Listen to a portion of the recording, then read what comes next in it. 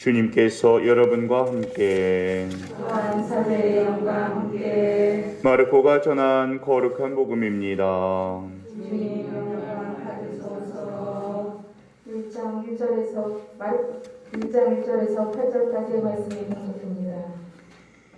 하느님의 아드님 예수 그리스도의 복음의 시작. 이사야 예언자의 글에 보라, 내가 너희 앞에 내 사자를 보내니 그가 너의 길을 닦아 놓으리라. 광야에서 외치는 이의 소리, 너희는 주님의 길을 마련하여라. 그분의 길을 곧게 내어라 하고 기록된 대로 세례자 요한이 광야에 나타나 죄의 용서를 위한 회개의 세례를 선포하였다. 그리하여 온 유다 지방 사람들과 예루살렘 주민들이 모두 그에게 나아가 자기 죄를 고백하며 요르단강에서 그에게 세례를 받았다. 요한은 약타털 옷을 입고 허리에 가죽띠를 둘렀으며 메뚜기와 들꿀을 먹고 살았다. 그리고 이렇게 선포하였다. 나보다 더 큰 능력을 지니신 분이 내 뒤에 오신다. 나는 몸을 굽혀 그분의 신발끈을 풀어드릴 자격조차 없다. 나는 너희에게 물로 세례를 주었지만 그분께서는 너희에게 성령으로 세례를 주실 것이다. 주님의 말씀입니다. 그리스도님 찬양합니다.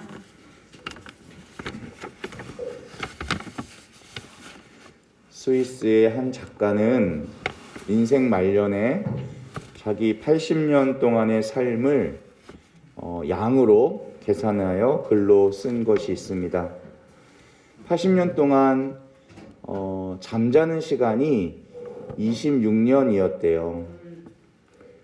밥 먹는 시간은 6년 동안이었다고 하고요. 약속을 나갔는데 다른 사람이 약속 시간을 안 지켜서 기다린 시간이 자그마치 5년이었대요. 그리고 혼자 멍하니 요즘 말로 멍 때리는 시간이 5년. 세수를 한 시간이 228일이었고요. 넥타이를 맨 시간이 18일. 담뱃불 붙이는데 라이터를 킨 시간이 12일이었다고 합니다. 세월이 정말 빨라서 유수와 같다고 하죠.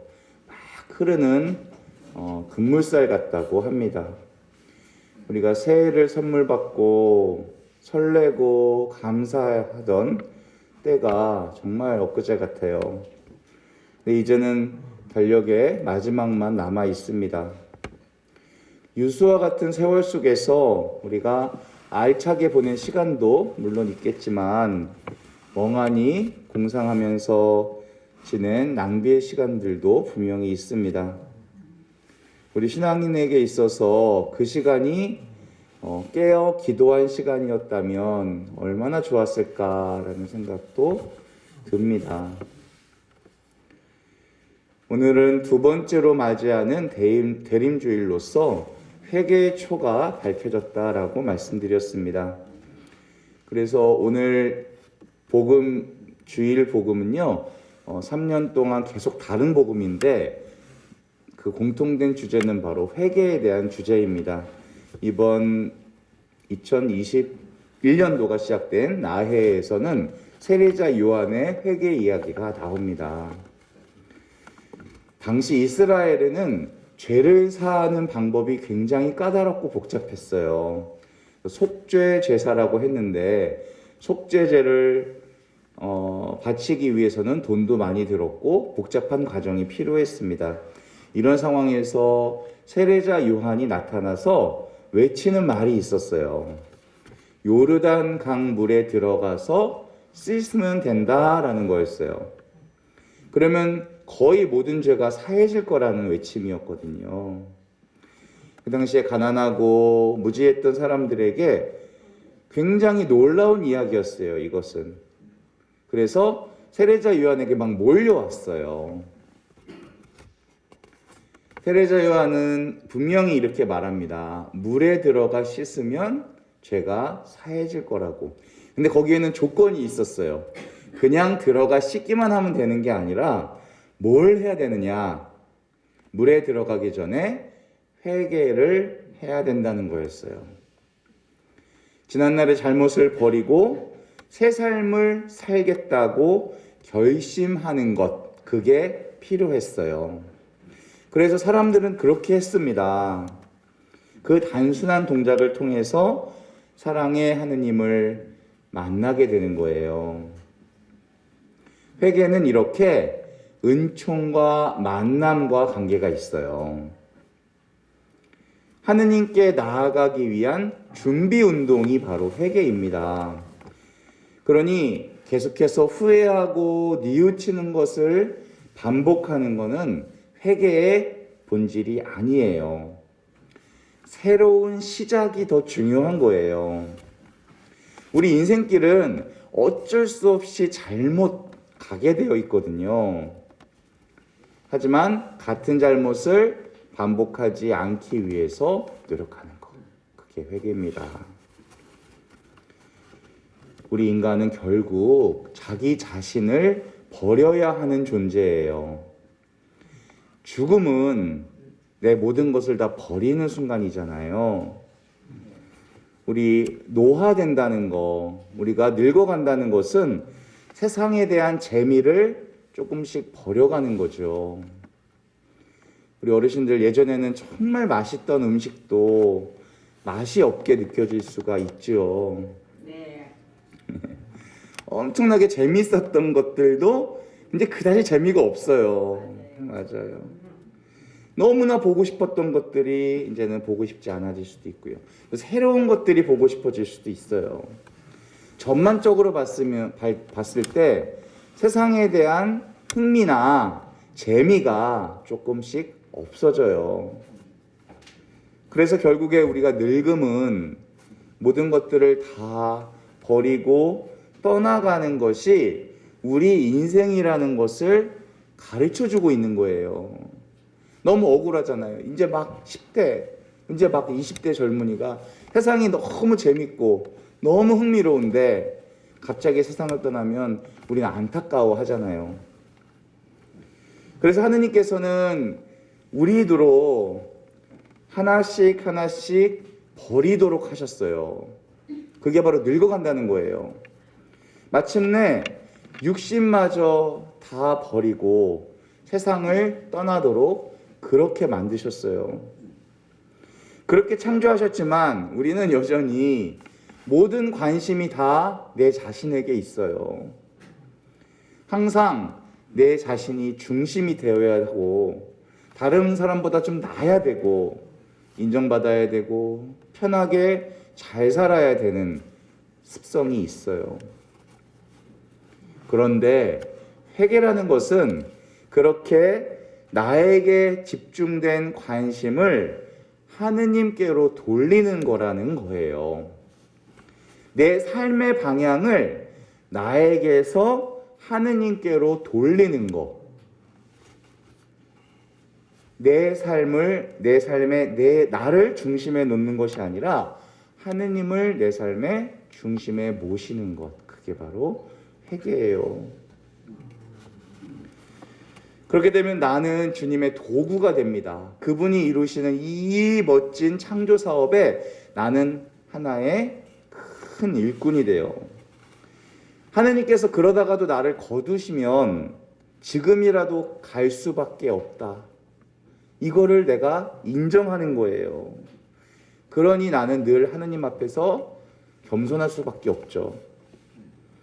그래서 하느님께 관심을 돌리고 그분 향해 걸어가면 그분께서 더 큰 것을 주시더라 라는 것을 아는 거예요. 우리에게 꼭 필요한 것을 다 알아서 챙겨주시는 거예요. 생선을 달라는 자식에게 뱀을 줄 아비가 어디 있으며 달걀을 달라는데 전갈을 줄 아비가 어디 있겠느냐.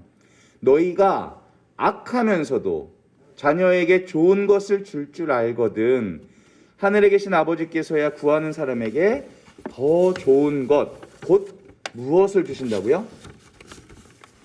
잘 모르시죠? 더 좋은 것을 주신대요. 우리가 하느님께 청하면 그것보다 더 좋은 것, 그게 바로 성령이라는 거죠. 성령을 주시지 않겠느냐. 주님께서는 이렇게 말씀하셨어요. 우리가 청하는 것보다 더 좋은 것을 주고자 하시는 아버지. 우리가 달라고 하는 것은 맨날 재물이었죠, 명예였죠, 내 지위였죠, 지식이었어요. 이런 것을 가져야만 가졌구나 라고 생각했지만 그 모든 것들은 바람 한번 훅 불면 사라져버리는 것들이다. 하느님께서는 그렇게 있었다가도 없어지고 마는 것이 아니라 그보다 훨씬 더 좋은 것, 곧 성령을 주시기를 원하신다. 우리 솔로몬이 주님께 청할 때 온 백성을 잘 다스리기 위한 지혜 하나를 청했더니 청하지도 않았던 부귀영화까지 다 따라온 것 기억하시죠? 성령 하느님께서는 우리들에게 필요한 것까지 곁들여 받게 하시는 분이시다. 그래서 우리가 삶의 방향을 바꾸어서 하느님께로 향하면 더 좋은 것을 주신다. 그래서 오늘은 세례자 요한의 회개를 묵상하면서 새로운 출발을 다짐하는 날입니다. 이 새로운 시작은 언제든지 축복이죠, 우리에게. 그런데 이런 마음 자세는 아무 때나 생기는 건 아니에요. 그래서 대림의 시기는 은총의 시기인 거예요. 준비를 하다 보면 내가 새로운 마음이 들기 때문에 그게 은총인 거예요. 하느님이 함께 계시다라는 것을 의식한 사람은 그때부터 세상이 새롭게 보이기 시작해요. 내 삶의 자세가 바뀝니다. 내 안에 있는 힘은 남을 지배하기 위한 힘이 아니라 힘없는 사람을 도와주기 위한 힘이 라는 것을 알게 돼요. 우리가 가진 물질은 내가 편하고 사람들 앞에 나를 자랑하기 위한 게 아니라 갖지 못한 이웃들을 돕기 위한 것으로 알기 시작하는 거예요. 내가 가진 재능은 내 자신을 잘나게 만들기 위한 것이 아니라 주위 사람들을 도우라고 있다는 것을 알게 되는 거예요. 이런 사실을 알고 실천하는 사람이 새로운 삶을 사는 사람이에요. 자비와 사랑과 섬김으로 살아가는 사람이에요. 그리고 이것을 회개라고 합니다. 중요한 것은 우리 삶이에요. 나더러 주님, 주님 하는 사람이 하늘나라에 들어가는 것이 아니라 하늘에 계신 내 아버지의 뜻을 행하는 사람이 들어간다. 그런 사람은 이미 하느님 나라에 살고 있는 거예요. 그렇게 되기까지 어떤 방법으로 주님께 나아가느냐, 이거는 각자가 선택할 문제예요. 그래서 세례자 요한은 나는 너희에게 물로 세례를 주었지만 그분께서는 너희에게 성령으로 세례를 주실 것이다 라고 합니다.